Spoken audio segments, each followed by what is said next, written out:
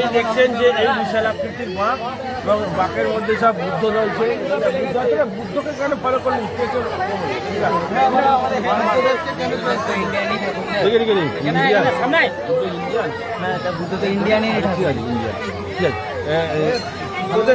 এই যে দিচ্ছেন এখানে প্রদীপ তো জ্বলছিল রাত্রিরে, এবার লাইট লাগিয়েছিস তোরা? সবগুলোতে লাইট আছে। তার মানে প্রত্যেকটা অংশ কিন্তু এখানটায় লাইট রয়েছে। এখানে বুদ্ধর চারিদিকে লাইট রয়েছে, একটু দেখাবো, একটু কাছ থেকে দেখাবো। অসাধারণ ব্যবস্থা। পুরো এদিকে গোল করে লাইট লাগানো রয়েছে, এইখানে গোল করে লাইট লাগানো রয়েছে। এ বুদ্ধি কার মাথা থেকে এলো?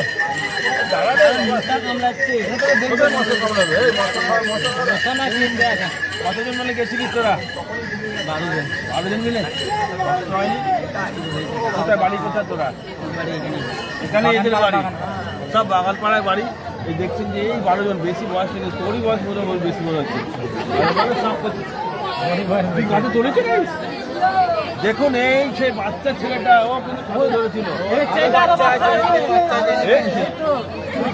এইটা দেখছেন, এইটা বাবা তুই সবাই হেঁটে এসেছিস। এই ছেলে কি নাম তোর? এই যে আরেকটা আছে, ক্লাস 10-এ পড়া যায়, এবারে নিশ্চয়ই ভালো পরীক্ষা দেবে ফাইনাল। তোর নাম কি? তোর নাম জয়? ওর নাম জয়? তোর নাম জয় ঘোষ, ওর নাম জয় মন্ডল। এইটা তোর নাম কি? রূপম ধারা। জয় কষ্ট তো হবে, বিশাল পুরো হেঁটে এলাম। বাকিতে কতগুলো এইগুলো লাগিয়েছিস? কটা আছে ঘন্টা? 24টা ঘন্টা লাগিয়েছে। কাঁসার ঘন্টা 24টা। আরে বুদ্ধকে কেন করে হঠাৎ করে ফলো করলি তোরা? কমন ব্যাপার হয়ে গেছে, এখন সবাই পালক দিয়ে করছে, আমরা একটু নতুন ধরনের স্টাইলে করতে চাই। সবাই মহাকাবে নিয়ে যায়। অর্থাৎ বুদ্ধং শরণং গচ্ছামি, সেই বুদ্ধকে এরা ফলো করেছে এবং বুদ্ধকে ফলো করার ফলে এরা বুদ্ধের বিভিন্ন রকম ছবি লাগিয়ে দারুণ সুন্দরভাবে তারা কিন্তু সাজিয়ে বাঘকে নিয়ে গেছে। এবং স্ট্যান্ড দেখতে পাচ্ছেন, স্ট্যান্ড করেছে ওরা। তখন এত বড় বাঘ সব জায়গায় দাঁড় করানো যাবে না বলে কিন্তু ওরা নিজেরাই স্ট্যান্ড নিয়ে গেছিল।